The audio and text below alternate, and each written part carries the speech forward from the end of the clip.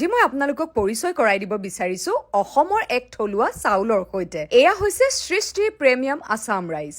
Sustainable ফাৰ্মিঙৰ লগতে ইয়াৰ পেকেজিঙো হৈছে একেবাৰে ইকো ফ্ৰেণ্ডলি। বহনক্ষম হোৱাৰ কাৰণে প্ৰকৃতিৰ বাবে আৰু পুষ্টিকৰ আৰু স্বাদিষ্ট হোৱাৰ কাৰণে আমাৰ বাবে ই একেবাৰে উপকাৰী।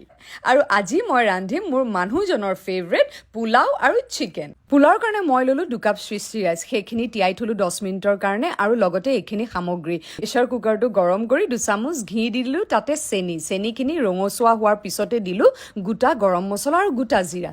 তাৰ পিছতে পিঁয়াজখিনি দি দিলোঁ। পিঁয়াজখিনি ভালকৈ ফ্ৰাই কৰিলোঁ।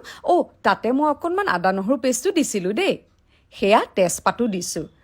পিঁয়াজখিনি ৰঙচুৱা হওঁতে দিলোঁ বেল পেপাৰ, হালধীয়া আৰু ৰঙা বেল পেপাৰ, গাজৰ গ্ৰেট কৰি দিলোঁ আৰু দিলোঁ মটৰ। ভালকৈ ফ্ৰাই হ'বলৈ অকণমান ঢাকনাখন বন্ধ কৰি দিলোঁ ওপৰতে। চাউলখিনি দি দিলোঁ এইবাৰ। চাউলখিনি ভালকৈ ফ্ৰাই কৰি ল'লোঁ। পানীখিনি শুকাই যাওঁতেই তাতে আৰু অলপ গৰম পানী দি চপচপীয়াকৈ ঢাকনাখন মাৰি দিলোঁ।